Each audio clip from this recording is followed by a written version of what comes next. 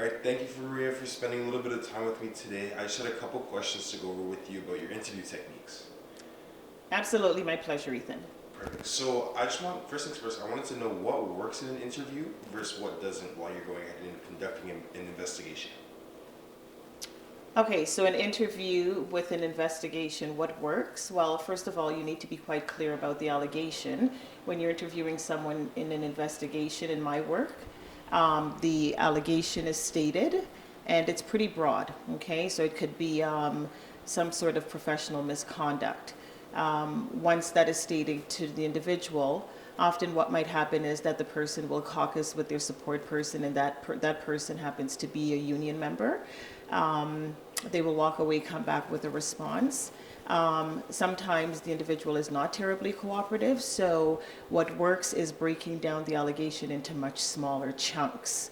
That will often try and tease out much more information. And we refer to those questions or chunks as follow-up questions. And you just continue to utilize a number of follow-up questions until you delve as deeply as you can in terms of trying to get a response from the individual. And what would you say doesn't work in a scenario like that? Do you feel as if you have many people who are closed off and try to, per se, when you're trying to break down a question or break down the process, they turn away into a shell?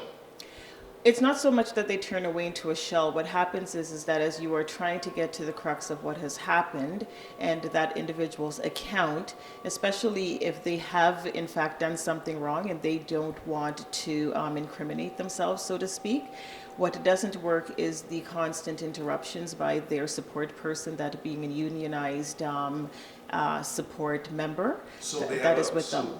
during an investigation process, they always are to come in with a support partner. That is correct. And They why have is that? Well, all members, and according to our collective agreement and collective bargaining, all members, if they are entitled to support by their union if they're wishing. So that's a part of the process. So whenever a member is accused of an allegation of some sort, they do not need to speak with the administration or their employer on their own. They are entitled to have representation with them. So what doesn't work is when the member that is with them, with the teacher, for example, has a tendency to continue to break the flow of the investigation by interrupting and going into caucusing. That often gives myself as the interviewer the impression that something is very wrong, especially when the teacher comes back out with a constructed or a co-constructed response. So knowing when you see that something is wrong within the interview, how do you go ahead and almost poke the bear? How do you go ahead and grasp more information along that guideline? So you continue to just utilize follow-up questions, and when that trail goes cold, so to speak, you just make a notation of the number of interruptions, i.e. the caucusing that has taken place, the scripted response, and during that time as well, you're looking at body language, you're looking at the teacher's hesitation to provide much detail. All of those pieces go into your final conclusion around whether or not, based on the balance of probability, the teacher may have been involved in this particular action. Can you give me an example of body language somebody will use when they're guilty versus when they're not guilty? When somebody is very forthcoming and they utilize a lot of descriptive language and they're able to place themselves in the classroom and detail the events that were taking place, you often get a sense of, okay, that aligns with a lot of the witnesses that you have already spoken to. So when someone actually is you're speaking to a member who has been accused, it's called the meeting you're having is called an opportunity to respond. Now, recognize that before I get to that meeting, I've already spoken to many, many witnesses. And so what I'm looking for is corroborating evidence or just complete denial on the part of the member in terms of whether the incident took place or not. And you do know that somebody is being somewhat truthful when they're able to provide details as the witnesses have been able to, and they place themselves in the situation and go through with you what exactly may have happened, event by event or step by step. When suddenly they have no recollection of the event, it never happened, those are often very strong indicators that it's a 1 to maybe three word sentence or phrase that they use, and then they clam up completely. And when they have to often caucus with their unionized support person, and come back with a very scripted response, you're very much aware of the fact that something is very wrong here. Okay, and do you believe that your interview technique has changed, or have you learned anything from your first interview until your most recent one? What's the biggest change that you have made? So interesting question. I think when I was a rookie principal, so to speak, or new to the role, I was very nervous. I didn't control the process, and this process of the opportunity to respond is the principal's process.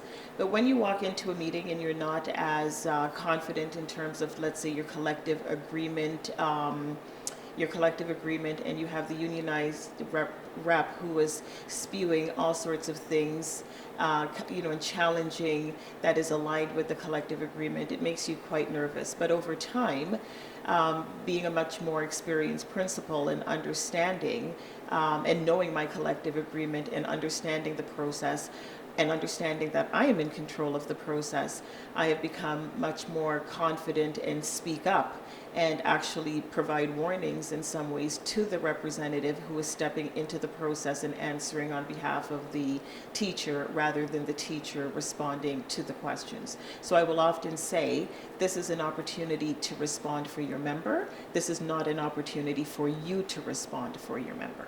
Okay, and sorry, I just want to backtrack. You said principal. I thought you worked in employee services and investigation. So I do. So I am, my title is centrally assigned principal. I support all principals across in the elementary panel in investigations. I have also been trained in investigations, and at times I am a part of the investigation team on more detailed or more difficult cases. Okay, and Maria, I wanted to know, how do you feel about pickups? So what do you mean by pickups? So a pickup is a story where you actually have to cover someone that does talking for a family member that's been through a tragedy. Okay, so if you're asking, so what I can do is I can speak to the principal's level. However, just so that you know, we as my school board, we have a communications team. And so when there is a tragic situation, for example, the death of a student at one of our schools, that would not be my role, but that would be the role of our communications team. And there's someone that's very specific that will meet with the media and will respond to any questions as it pertains to the incident at that particular school.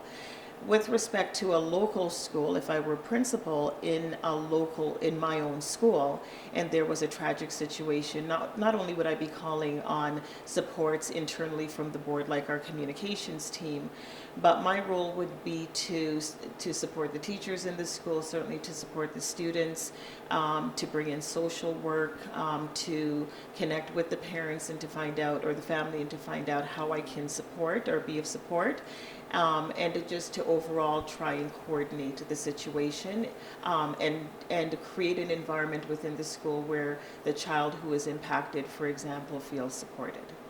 And so throughout this process, how would you be an outlet to your school that all of this is happening? Would you go ahead and have an assembly, or would you go ahead and send an email? So we would send off, depending on this tragic situation that has happened, it might warrant that I work with the communications department in order to send off an email communication to all community members and partners. For example, our local trustee that is attached to the school, that might be something that we are required to do. An assembly might be needed depending on the tragedy, but those types of measures are really reserved for very extreme cases. Not that all cases are not tragic, but I think we would be dealing with the how and the what. What specifically happened? What is the impact on the community? What is the impact on the individuals within the school?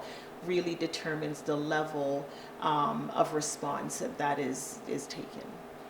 And how do you feel about the usefulness of emails as an interview tool? So I have not utilized emails as an interview tool. We certainly receive our resumes through email, but what we have utilized is Zoom as an interview tool, and certainly within the last, I would say, 18 to 20 months with the COVID issues, we primarily do our interviews through Zoom. I find it to be somewhat impersonal in comparison to having the person in a room. We know that there are all sorts of various techniques that can be used by the person being interviewed over Zoom with notes in front of them. And when you interview someone, you want to gain a sense that they know what they're talking about. You want to be able to interact with them, and Zoom does not allow for that. But email has never been used by myself as an interview tool. I hear you. I really appreciate your time, Maria. Just before we go, is it okay if I can get your phone number and for you to spell out your full name on camera? Oh, absolutely. So my full name is spelled M-A-R-I-A, Campbell, C-A-M-P-B-E-L-L, and my telephone number is 647-555-2333.